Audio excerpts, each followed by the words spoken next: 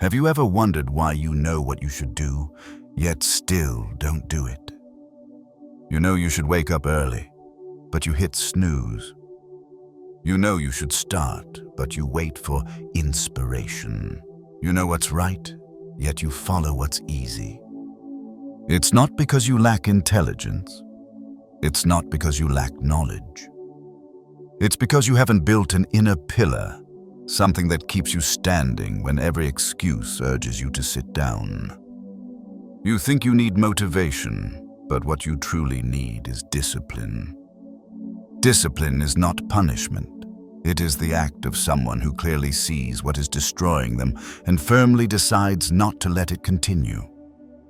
It's not muscular strength, but the strength of a soul that no longer compromises with delay, indulgence, or comforting excuses.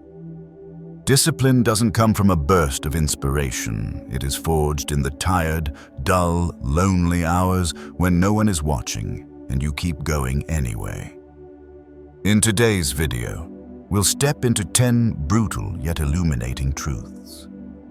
The discipline principles the Stoics lived by, not to show off their strength, but to ensure no one could ever strip them of their self-mastery. 1. Start where you want to avoid. There are mornings when you don't wake up because you're ready, but because you can't delay any longer. And that is precisely the moment when your character is tested. Not in bright lights or loud applause, but in the vague darkness between two choices, rise or retreat. What holds you back isn't exhaustion, but the seductive whisper of old habits. It tells you it's not the right time, that you need another day, that it's okay to let it slip away. But those who choose to live with discipline don't listen to that voice. They don't wait for inspiration. They step into the day like someone quietly striking the hammer upon their own anvil. To start where you want to avoid is to step into the terrain your weaker self keeps dodging. It might be the blank page you've been postponing, the hard conversation you keep delaying, or the necessary decision you refuse to make. Not because it's too hard, but because you don't want to touch the forgotten part of yourself that still longs for truth. The Stoics didn't wait for favorable winds to set sail. They went even when the sea was rough because they knew that those who only hoist their sails in calm weather will never learn how to steer the ship through a storm. Seneca once wrote, "The wise man does not choose the easy path, but the one that must be taken."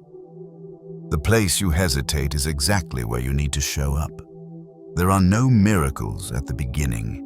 There is only you, hesitant, afraid of judgment, and filled with doubt. But stepping into that space is what washes away all illusion.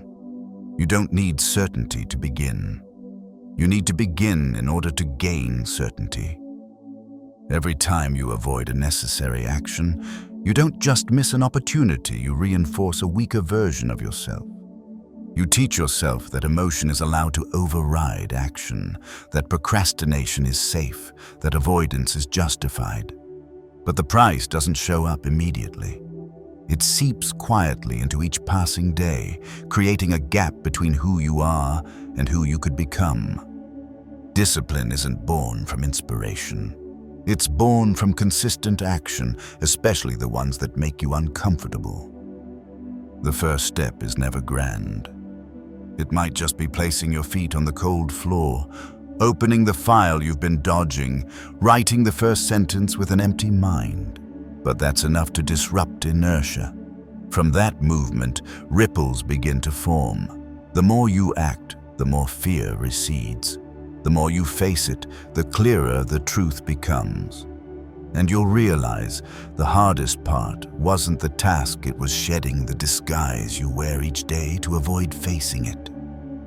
Choosing to begin where you want to avoid isn't recklessness. It is a reaffirmation that you live by direction, not fleeting emotion. You don't wait to feel ready because you understand. Readiness is the result of action, not its prerequisite. And in that small moment when you step outside your comfort zone, even just a little, You're building something deeper than success, self-respect. Because you know, this time, you didn't betray yourself again. 2. The real enemy is always within. What brings you down isn't the outside world. It's not the critics, not the pressure of society, and certainly not bad luck. What makes you quit, compromise, procrastinate is always a small, persistent, sweet voice that rises from deep within. It doesn't shout, it whispers. It doesn't attack, it persuades. And it always shows up at your weakest moment, like a friend who knows every corner of your mind because it is a part of you. We often blame circumstances, temptations, or the chaos of the world. But Epictetus once said, "No one can harm you unless you allow them into your mind." The true enemy is the unchecked thought, the seemingly harmless compromises, the justifications so reasonable you forget their escape routes for your weakness. What causes you to lose yourself never comes from the outside. It comes from the decisions you make when no one is watching. There is a kind of battlefield no one can see.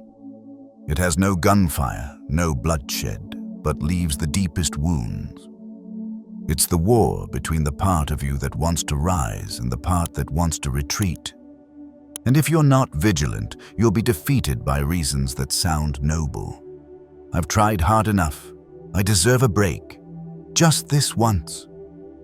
These phrases don't sound harmful until you realize they're the sweet ropes quietly draining your willpower. The Stoics didn't believe in controlling the world. They believed in controlling the mind.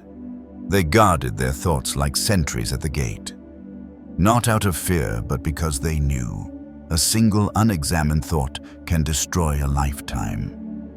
A fleeting emotion left unobserved can become destiny. They did not allow passing feelings to govern lasting behavior. They traced the roots of every urge, every fear, every desire, like an unrelenting spiritual investigation. Not to condemn, but to clarify. And then they chose. Not what was comforting, but what was right. They learned to say no to themselves, no to surrender, no to compromise, no to momentary desires that would derail long-term progress. They didn't wait for inspiration. They acted before the weak voice could whisper again. Because they knew, if you wait until emotion is ripe to act, you place your fate in the hands of something that never stabilizes. You can deceive others, but you can never deceive the mirror. Every silent choice you make accumulates into character. Every time you reject a convenient excuse, you lay another brick in your inner fortress. And every time you let it win, you lose a small piece of confidence in yourself, something no self-consolation can ever buy back. The real enemy isn't the world trying to make you fall. It's the part of you that silently wants forgiveness without effort, wants acceptance without endurance. The Stoics didn't try to kill that weaker part. They looked it in the eye. They named it, and then they chose not to follow it. That is strength unboasted but untouchable. 3. Discipline doesn't live on inspiration. It lives in structure. Inspiration is a flame. It blazes brightly but dies quickly at the first gust of wind. It makes you believe today will be different, that this time you'll make it, that a new beginning has been gifted to you. But without a structure to hold that flame, without a foundation to support your will when emotions fade, inspiration is just a beautiful promise lost in a weary afternoon. The Stoics understood this. What sustains you isn't exhilaration, it's rhythm. Not motivation, but design. Not intensity, but repeated commitment in silence. A disciplined life is not a cold life. It means every part of your day is placed where it belongs, like stones in a wall that cannot be breached. You don't wait for emotion to speak before you begin. You don't wait for sunny skies or a sign from the universe. You wake at the appointed hour. You work in the order you've chosen. You eat when needed, not when tempted. You think before you speak, and you remain silent when needed. These things may seem meaningless in isolation, but together they form a structure, and within that structure, you become free. The undisciplined are always easily led. A person who negotiates every action with fleeting emotions is someone constantly pulled away. But a person who builds a system of action repetitive, simple, purposeful, is someone who leads themselves. The fewer trivial decisions you make in a day, the more energy you preserve for what matters. The simpler your choices, the more mental space you reclaim to face the complexity within. Seneca once wrote, "A well-ordered mind knows how to find stillness within itself." And that order does not arise by accident. It is designed. It is protected by habit. It is reinforced by seemingly mundane acts, but in that repetition, character is carved. No one sees you rising at dawn, preparing small details, writing down your reflections, reviewing your day. But it is precisely what no one sees that keeps you steady when the world shakes. Discipline doesn't live in moments of brilliance. It lives in anonymous chains of action. And when repeated long enough, you no longer ask, "Do I feel like doing this?" You simply do, as a living declaration, "This is who I am." When the structure is firm enough, emotions may shift, but you do not. When the habit is deep enough, you need no supervision, no reward. You act simply because it is loyalty to the nature you have chosen. A life that needs no reminders, no applause, no inspiration, that is not a rigid life. That is a life liberated from chaos. And in that structure, you do not become robotic, you become unshakable. 4. Choose adversity before life chooses it for you. No one escapes hardship. Life always holds a card to flip the moment we lower our guard. But the Stoics don't wait for misfortune to learn how to stand firm. They choose to step into adversity before adversity chooses them. They don't seek out suffering, but they don't avoid it either, because they understand what we evade today will return in a greater form on an unannounced day. And by then, if we're not familiar with hardship, we'll be shattered from within. Train in the cold to be ready for the blizzard. Fast for a day to learn how not to be ruled by hunger. Walk far, remain silent. Deny comfort not to impress, but to avoid being deceived by softness. Voluntarily entering hardship is how we forge willpower before we are forced to. It keeps the blade of the soul sharp, unblunted by constant ease. Because what dulls courage is not danger, but a life that's too easy.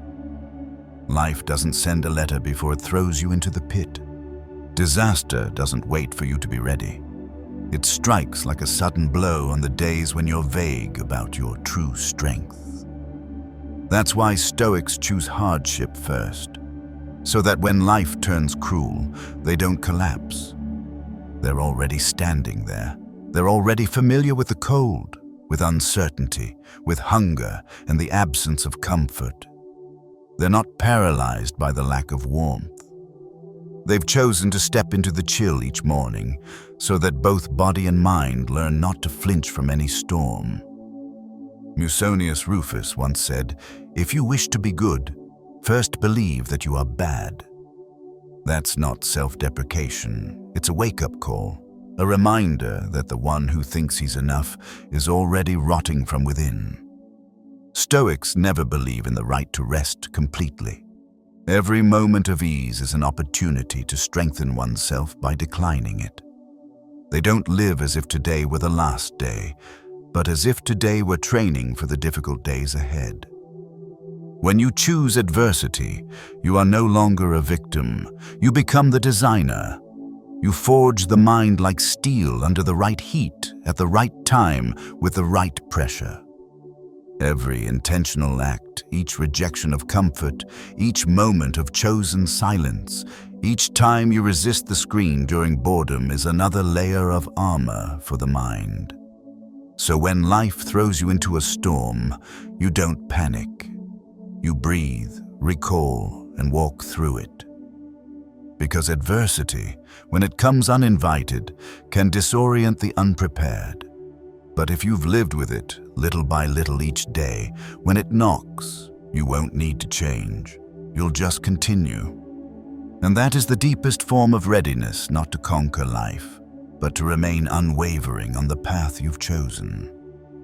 5. Do the right thing without an audience. No one claps when you rise before dawn. There are no stage lights when you decline an easy invitation to sit alone with silence. And there will be no applause when you stand up for your principles while everyone else stays silent.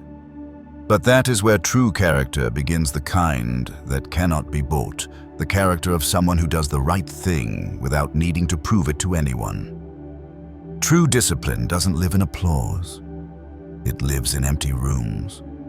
In the moment you keep a promise to yourself, even when no one knows you made that promise. It lives in the glance between you and the mirror, where honesty has no room for excuses. Doing what's right when no one is watching means you don't need an audience to justify a principled life. The Stoics didn't act for admiration. They acted for integrity. They needed no plaques to bear their names, no validation to believe their actions mattered. They didn't trade principle for attention, nor bend themselves to the wind of praise and blame. They didn't need to be heroes in others' eyes, because they were already guardians of themselves in silence.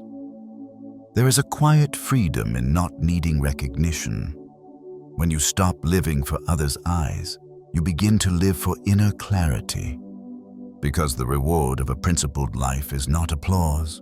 It's the solid calm when no one sees, no one knows, and yet you still choose not to betray yourself. Marcus Aurelius didn't need to know if anyone would read what he wrote. He wrote for himself to live better, to understand more deeply, to stay on a path with no signposts. Likewise, the disciplined do not need witnesses for every act. They act as if there is always an eye observing not someone else's, but their own conscience. Every choice is evidence of the values they believe in, no approval required. When you live quietly, yet steadfastly, you begin to build a strength no one can take. Every time you choose the hard way over shortcuts, you place a stone in the temple of your character. Every time you refuse to do wrong, even when no one would catch you, you carve another line of strength into your soul. And when none of it requires the spotlight, you realize true dignity resides in the unseen. In a world rushing to display its virtue, the one who quietly does right becomes rare. Their silence isn't passive, it's chosen. It's the cold, sharp silence of someone who doesn't need to be known in order to live worthily.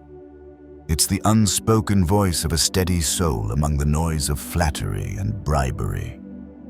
And in the end, you'll realize no one understands enough to applaud exactly when you need it.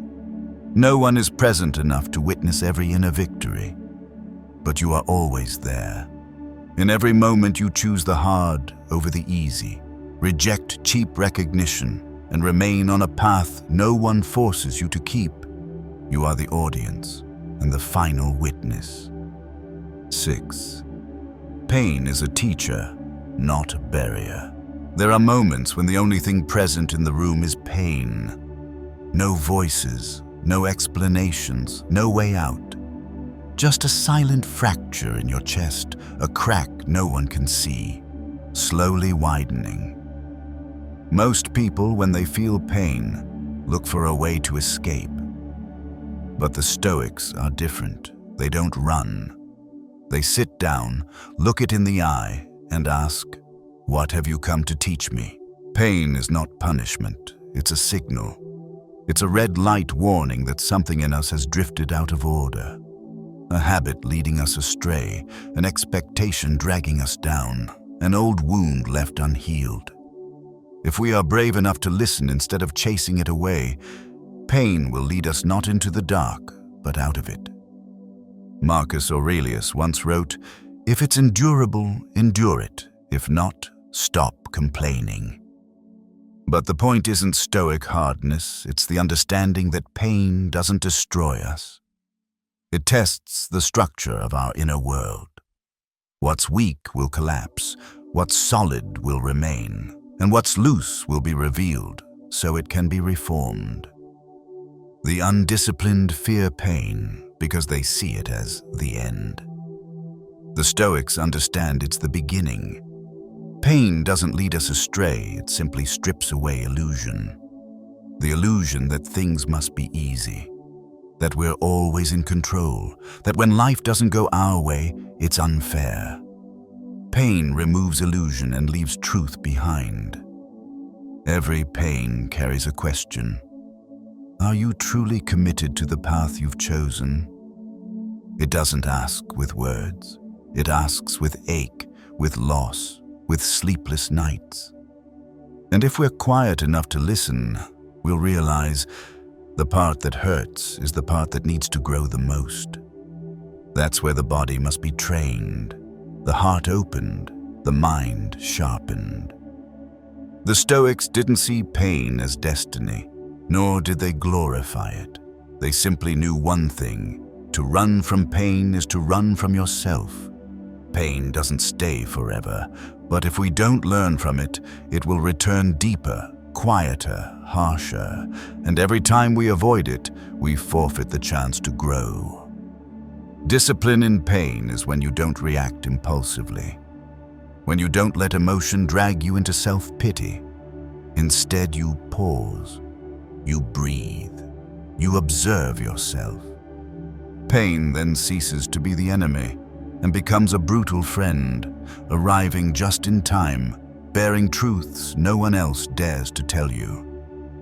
There are things only understood by walking through darkness. No map, no beacon, only the small flame of reason, resolve, and belief in oneself. The Stoics keep that flame. They continue not because they're sure they won't fall, but because they accept pain as part of the process, not to torment, but to purify.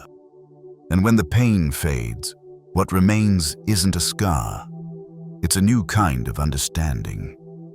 A resilience forged in fire.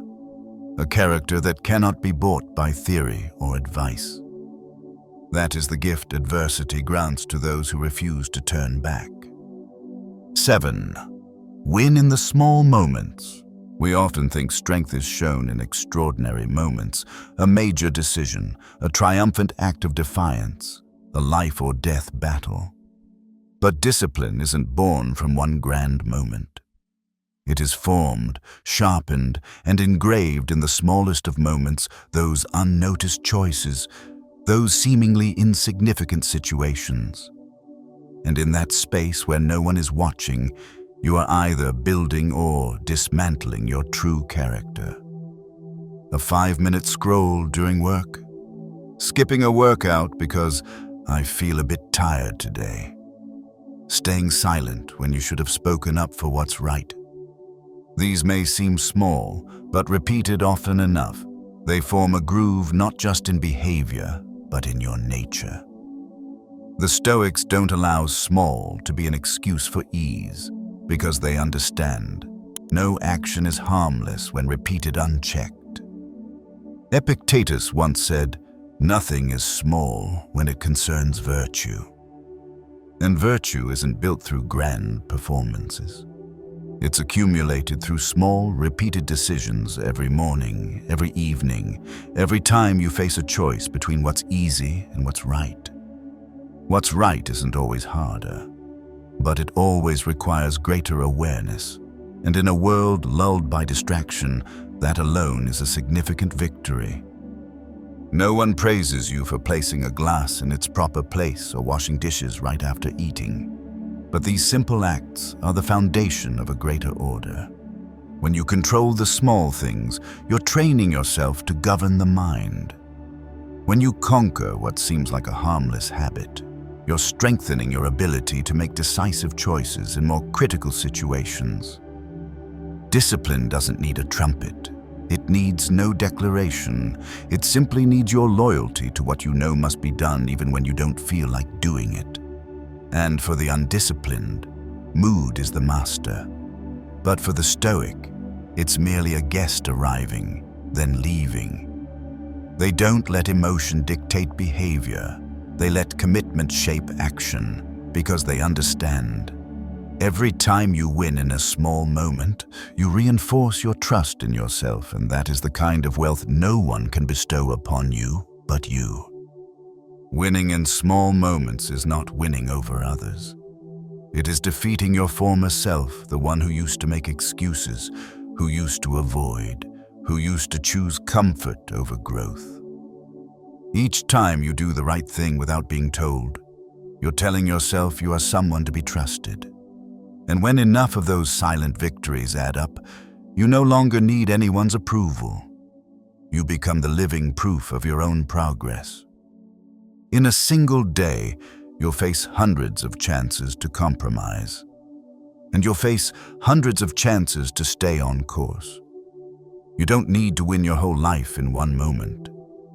You just need to win in this one, then the next. And again, when no one's watching, when no one's applauding, when nothing is stopping you from doing the opposite, but you still choose what's right. That is not just discipline. It is silent leadership from a mind that has chosen its path.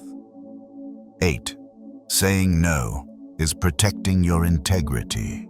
A weak person is not one who lacks strength, but one who cannot say no. Because not every yes is kindness, and not every nod is generosity. There are times you say yes, not because you want to, but because you're not strong enough to hold silence.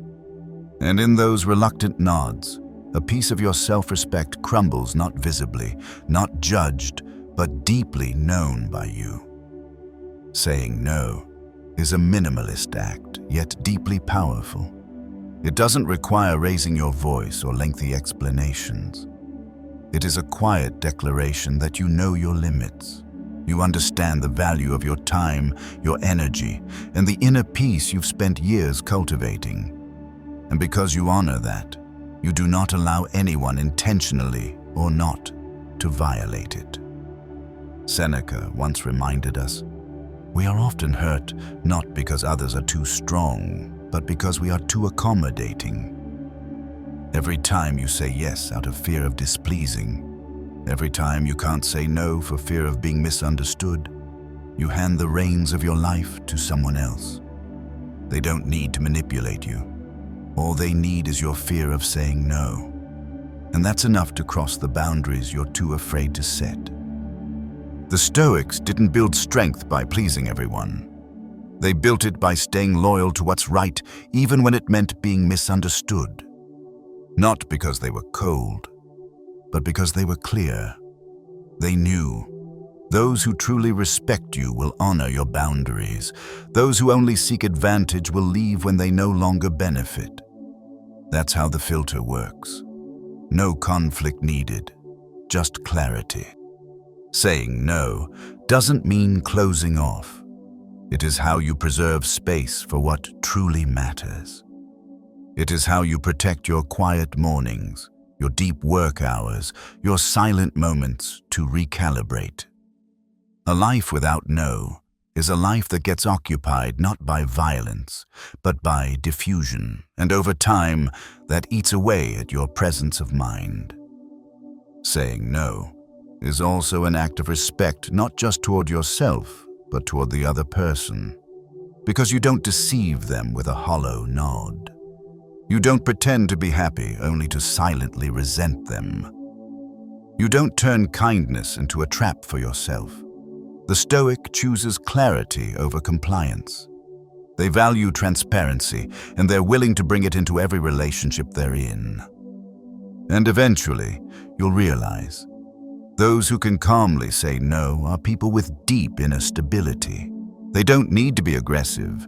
They don't need to show power. All it takes is a gentle shake of the head, a firm gaze, a no without guilt. And in that silence, you can feel the clear boundary, the uncompromising dignity, and a life not dragged away by what doesn't matter. 9. To lead others, lead yourself first. No one is truly trustworthy if they haven't learned how to govern themselves. No matter how commanding the speech, it rings hollow if the speaker cannot live in alignment with what they ask of others. And in today's world, where influence is measured by followers rather than inner depth, self-leadership becomes a rare trait, but essential if you want others to follow from trust, not fear or reward. The Stoics didn't seek leadership. They lived rightly, and that rightness created influence. No announcements, no titles, no image crafting. They didn't build credibility with surface polish, but with silent commitments to themselves. By showing up on time without supervision, by upholding principles without praise, by holding themselves accountable instead of blaming circumstances. These are things no one applauds, but everyone feels, and it's that feeling that makes others want to follow. Seneca once wrote, "Be the person you want others to think you are." That sentence is not for those chasing impressions. It's for those who know true character cannot be faked. You can play a role, but you cannot live an entire life in performance. Eventually, the gap between image and truth will surface, and when it does, you don't just lose others, you lose yourself. Self-leadership begins with not compromising your personal standards. Not because you fear failure, but because you respect the person you're becoming each day.